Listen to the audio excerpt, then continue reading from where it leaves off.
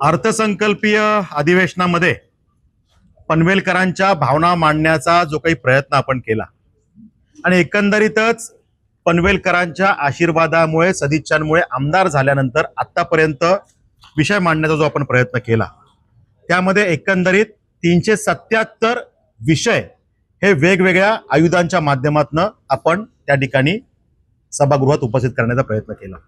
त्यामध्ये लक्षवेधी असेल, तारांकित प्रश्न असेल, औचित्याचे मुद्दे असतील, अर्धा चर्चा असतील किंवा अन्य सगळीच आयुध, या सगळ्या माध्यमातून हे विषय मांडण्याचा आपण प्रयत्न केला। हा सगळा विषय पनवेलकरांना माहीत असला पाहिजे आणि त्यांनी मला विचारण्यापूर्वी आमदार म्हणून माझं कर्तव्य आहे की मी त्यांना उत्तरदायी असलं पाहिजे, मी माझा अहवाल त्यांना सादर केला पाहिजे। यासाठी मी एक पायंडा पाडला की प्रत्येक अधिवेशनानंतर मी पनवेलकरांना माझ्या पत्रकार परिषदेच्या माध्यमातून याचं उत्तर देईन, उत्तरदायी राहीन, माहिती देईन की मी आपल्यासाठी नक्की काय करतो। आणि त्यासाठी आजची पत्रकार परिषद झाली। त्याचबरोबरीने सिडकोच्या वेगवेगळ्या प्रलंबित विषयांना घेऊन सुटलेले प्रश्न, त्यातल्या काही पाठपुराव्याचे विषय आणि प्रलंबित प्रश्न, या विषयाला घेऊन एक विस्तृत बैठक झाली आणि त्यात सुद्धा अनेक विषयामध्ये सकारात्मक निर्णय झाले। म्हणजे अधिवेशनामध्ये ज्या पद्धतीनं नयनाचा प्रलंबित विषय होता तो मांडण्याचा आपण प्रयत्न केला, त्या ड्रोन सर्वेच्या माध्यमातून झालेल्या चुका आणि मला मिळणारा भूखंड आणि तो दुसऱ्याच्या बांधकामावरती त्याला मला फायनल प्लॉट दिल्यामुळे झालेल्या अडचणी, चुकीच्या पद्धतीने झालेलं नियोजन आणि त्यामुळे शेतकऱ्यांना विश्वासात न घेतल्यामुळे तयार झालेल्या अडचणी, या सगळ्यांना वाचा फोडण्याचा प्रयत्न आपण अधिवेशनात केला होता। त्याला सकारात्मक सगळ्या प्रक्रिया झाल्या, उत्तरं मिळाली आणि आता फिजिकल पद्धतीनं हे सर्वे सुरू झाले। नांदगाव पासून, विचुंब्यापासून आज उसरली भागामध्ये, या सगळ्या भागामध्ये आता हे सगळे सर्वे अंतिम टप्प्यात आलेले आहेत। काही गावांचे सर्वे पूर्ण झालेले आहेत। त्यामुळे जे काही अडचणी आहेत, जी बांधकामं संरक्षित करण्याचा विषय होता, तो सुद्धा बऱ्यापैकी निकाली निघण्याच्या टप्प्यावरती आलेला आहे। ज्या काही चुका आहेत, त्रुटी आहेत, त्या सुधारण्याचा प्रयत्न सिडको करते। पण त्यात आजच्या बैठकीत आम्ही काय विषय मांडला की हे आपण करताय, सकारात्मक सुरू आहे, पण हे करताना स्पीड कमी पडतोय। टीम वाढवा, मॅनपॉवर वाढवा, एजन्सी वाढवा आणि तात्काळ हे विषय करा। एका वेळेला अनेक गावांचे सर्वे जर झाले तर या स्कीमला पुढे नेण्यासाठी आपल्याला फायदा होईल। नैना हा मुख्यमंत्री महोदयांचा जो काही ड्रीम प्रोजेक्ट आहे तो शेतकऱ्यांना विश्वासात घेऊन पूर्ण होईल। सिडकोचे अधिकारी त्याला गालबोट लावण्याचा जो प्रयत्न करत होते त्याला आपण थांबवण्याचं काम केलं आणि सकारात्मक पद्धतीने सिडकोला पुढे नेण्यासाठी भाग पाडलं। आज चांगला विषय समोर येताना दिसतो। नैनाच्या भागातलं बंद असलेलं रजिस्ट्रेशन सुरू होण्याचा त्या ठिकाणी सुरू झालेला आहे, त्यामुळे अनेकांना दिलासा मिळाला। सिडकोच्या माध्यमातून लॉटरी करून जी घरं दिली गेली, 67,000 घरांचा विषय होता, 3 लाखांपेक्षा जास्त लोकांच्या जीवनावरती थेट परिणाम होणारा विषय होता। 10% रक्कम त्या प्रत्येक घरामागे कमी करून देण्याचं काम सरकारने केलं आणि त्यामुळे गोरगरीब जनतेचे अश्रू पुसण्याचं काम झालं। पण त्या माध्यमातून काही छोटे छोटे विषय प्रलंबित होते की त्यांना जीएसटी भरले, त्याचा परतावा कसा मिळणार, त्या ठिकाणी डिले पेमेंट चार्जेस लावले, ते रद्द करायचे होते, त्याचा विषय होता। त्या ठिकाणी मेंटेनन्स चार्जेस लावणार नाही सिडकोने सांगितलेलं, चार्जेस लावले, ते रद्द करण्याचा विषय होता। त्या ठिकाणी त्यांना सुखसोयी ज्या पुरवायच्या आहेत ते करण्याचा विषय होता। आजूबाजूला मैदानं, ग्राउंड्स या ठिकाणी डेव्हलप व्हायला पाहिजेत, ते विषय होते। त्या ठिकाणी त्यांची पोझिशन वेळेवर मिळण्यासाठीचा विषय होता की एकदा सांगतात सिडको 25ला पोझिशन देणार, मग 2027, मग 2030ला आता म्हणतायत। हे बंद झालं पाहिजे, एक निश्चित तारीख ठरली पाहिजे। सिडकोने सांगितलं 15 दिवसात आम्ही तारीख निश्चित करू। अशा सगळ्या विषयांना घेऊन वाचा फोडण्याचा आपण प्रयत्न केला। म्हणजे सिडकोच्या लाभार्थ्यांना लाभ तर आर्थिक मिळवून दिलाच, त्यांची घराची रक्कम कमी करून दिलीच, पण त्यांचे जे काही दुसरे प्रलंबित विषय होते त्या विषयात सुद्धा आपण त्यांना न्याय मिळवून देण्याचा प्रयत्न त्या ठिकाणी केलेला आहे। MMRDA ची रेंटल हाऊसिंग स्कीम आपल्या भागात आहे। घरं 10-10 वर्ष पडून आहेत, मोडकळीला आली, पण त्या ठिकाणी MMRDA ती पनवेल महापालिकेला देत नाही। आम्ही सांगितलं की आम्हाला झोपडपट्ट्यांमध्ये राहणारे आमचे बांधव, त्यांच्या ठिकाणी जर का आम्हाला त्यांची घरं तिथंच बांधायची असतील, त्यांना रिडेव्हलप करायचं असेल तर त्यांना ट्रान्झिटसाठी कुठेतरी तात्पुरतं पाठवावं लागेल। ही घरं आम्हाला मिळाली MMRDA ची, बालाजी सिम्फोनी सारखी घरं, आदिराज सारखी घरं, इंडिया बुल सारखी घरं, ही जर आम्हाला मिळाली तर आम्ही टेम्पररी त्या मंडळीने तिथे पाठवू शकतो आणि आमचे रखडलेले प्रकल्प पनवेल महापालिकेचे पूर्ण होतील। त्यामुळे त्याच्यामध्ये आम्हाला त्या ठिकाणी सकारात्मक उत्तर मिळाले। आम्ही पाठपुरावा करतोय की त्या विषयामध्ये जर का MMRDA घरं दिली तर आपला प्रश्न निकाली निघेल। त्यामुळे त्यात पाठपुरावा सुरू आहे।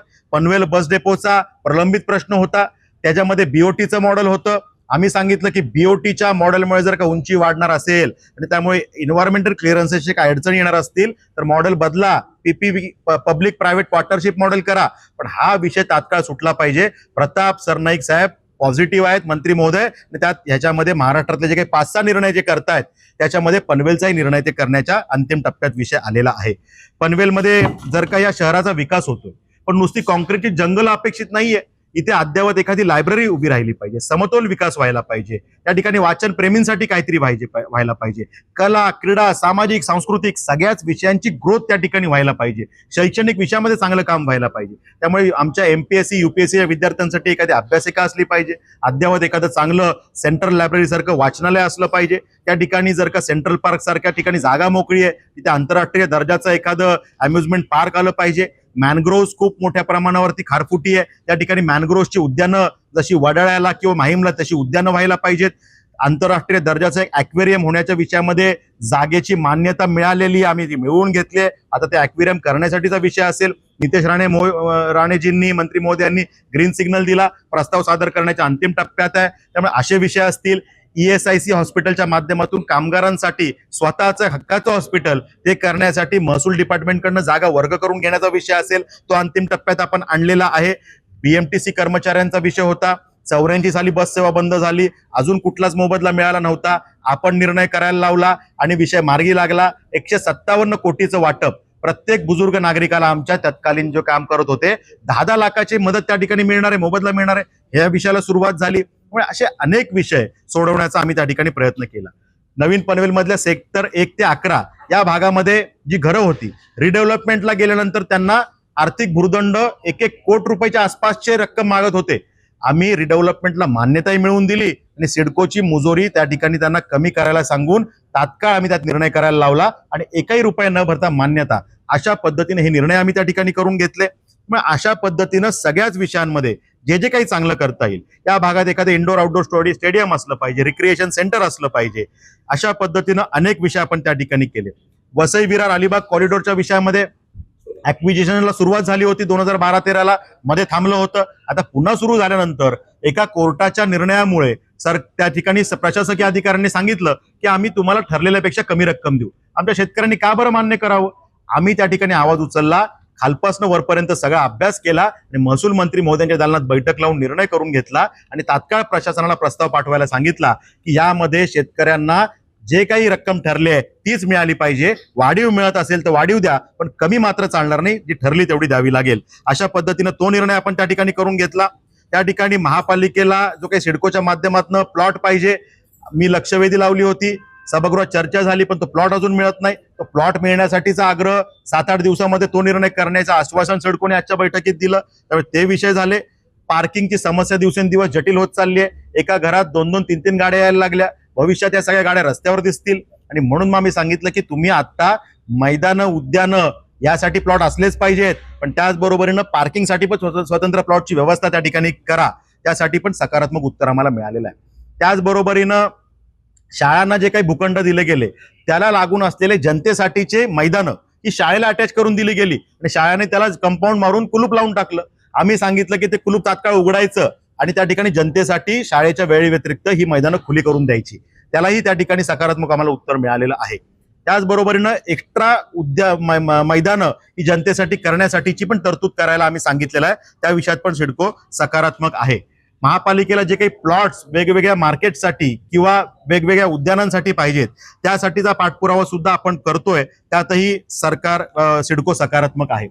या विषयामध्ये जे काही आपल्याला झोपडपट्टी पुनर्विकास, सिडकोच्या हद्दीत असलेल्या झोपडपट्ट्यांचा पुनर्विकास, या विषयासाठी सिडकोनी तात्काळ निर्णय करणं गरजेचं होतं. एकतर महापालिकेला प्लॉट द्यावा, महापालिकेने त्या झोपडपट्ट्यांचा पुनर्विकास करावा, किंवा नसेल तर सिडकोने SRA स्कीम राबवावी. जे करायचं ते करा, पण तात्काळ करा, हे आपण सांगितलं. 1 महिन्यामध्ये त्यात निर्णय करण्याच्या विषयात त्या ठिकाणी सिडकोनी सांगितलेलं आहे. त्या ठिकाणी 2 विषय राज्यस्तरीय आपण मांडण्याचा त्या ठिकाणी प्रयत्न केला की ज्यामध्ये आमच्या युवा आयोगाची मागणी, महिला आयोग आहे, SC समाजासाठी आयोग आहे, ST समाजासाठी आयोग आहे, हे चांगल्या पद्धतीनं काम करतायत आणि त्या वर्गाला न्याय मिळवून देतात. मग युवा जो या देशाच्या अर्थव्यवस्थेचा आणि एकूण जडणघडणीचा कणा आहे, त्यासाठी एखादा वेगळा आयोग असला पाहिजे. त्यासाठी ज्या काही योजना आहेत सगळ्या वेगवेगळ्या डिपार्टमेंटच्या, त्याचं सेंट्रल मॉनिटरिंग कोणीतरी केलं पाहिजे, ही मागणी आम्ही केली आणि त्याला सुद्धा आम्हाला सकारात्मक उत्तर मिळालं. एखादी आमचा युवा जर का परदेशात जाणार असला एखाद्या शिक्षणासाठी, तर तो जिथे चाललाय ते नोकरीचं ठिकाण योग्य आहे का, तिथे लागणारी युनिव्हर्सिटी ती योग्य आहे का, की ती डुप्लिकेट युनिव्हर्सिटी आहे, फ्रॉड युनिव्हर्सिटी आहे, हे त्याला कोणीतरी सांगणारं महाराष्ट्रात पाहिजे ना. तर त्यासाठी हा आयोग त्या ठिकाणी काम करू शकेल, अशा पद्धतीने आयोगाची आपण मागणी केलेली आहे. त्याचबरोबरीनं आपण त्या ठिकाणी बांधकाम परवानगी विषयासाठी शहरामध्ये तर आम्हाला मान्यता लगेच मिळते, आमचे एडीटीपी मान्यता देतात आणि महापालिका अंतिम मान्यता देते.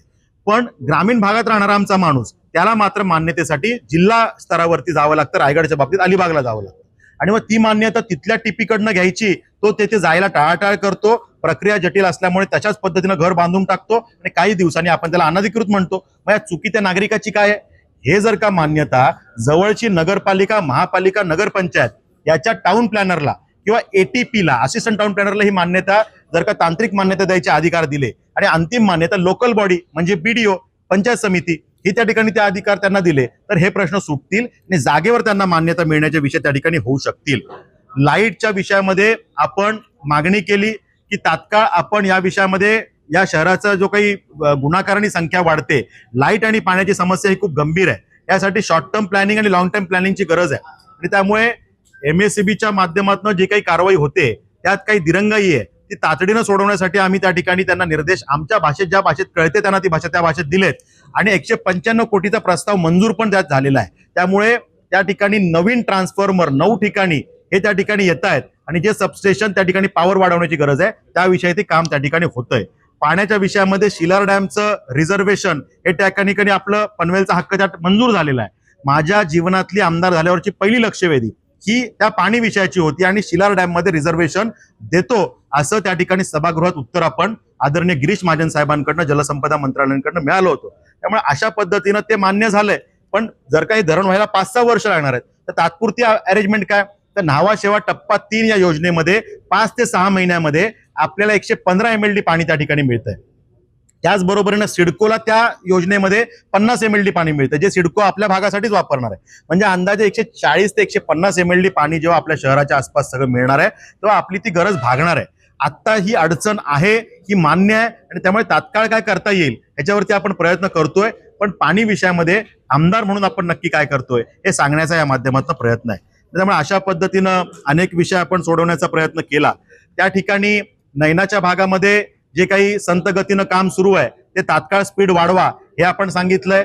त्या ठिकाणी रिडेव्हलपमेंटच्या विषयामध्ये आपण सांगितलं की कंजेस्टेड एरिया जाहीर करा आणि UDCPRच्या ज्या तरतुदी आहेत त्या ठिकाणी वापरा. त्या वापरल्यानंतर त्या रिडेव्हलपमेंटचा मार्ग मोकळा होऊन जाईल, त्यांना FSI जास्तीचा मिळेल आणि त्या ठिकाणी मार्जिनल स्पेस आणि अन्य जरी अडचणी असतील तरी तो विषय मार्गी निघू शकेल. अशा पद्धतीची मागणी सुद्धा मान्य झालेली आहे. त्यामुळे त्याचं सुद्धा बोर्ड रिझोल्युशन लवकरच होईल. पण अशा पद्धतीने बऱ्याच विषयात आम्ही त्या ठिकाणी काम केलंय. त्या ठिकाणी सिडकोच्या शिक्के अनेक जागांवरती आहेत. 450 हेक्टर 1200 एकर जमीन आम्ही डिनोटिफाईड करून घेतली, की ज्यामध्ये संपूर्ण ह्या गावांमध्ये देवीचा पाडा, घोटचा, टेंबोडे, वलवली या सगळ्या भागामध्ये ह्या ज्या जमिनी आहेत याच्यावरचे शिक्के सिडको काढून घेणार आहे. त्यासाठीचा प्रस्ताव हा अंतिम टप्प्यात आहे. त्याच पद्धतीने अन्य भागात जे काही शिक्के आहेत ते सुद्धा एकतर तुम्ही जमिनी घ्या, शेतकऱ्याला योग्य वाटेल तो रेट द्या, भाव द्या, चर्चा करा, नसेल तर जागा सोडून द्या. हे सगळे विषय आपण त्या ठिकाणी मांडलेले आहेत आणि त्यामुळे शहराच्या एकंदरीत विकासासाठी जे काही आवश्यक आहे ते ताकदीनं मांडण्याचा आपण प्रयत्न केला.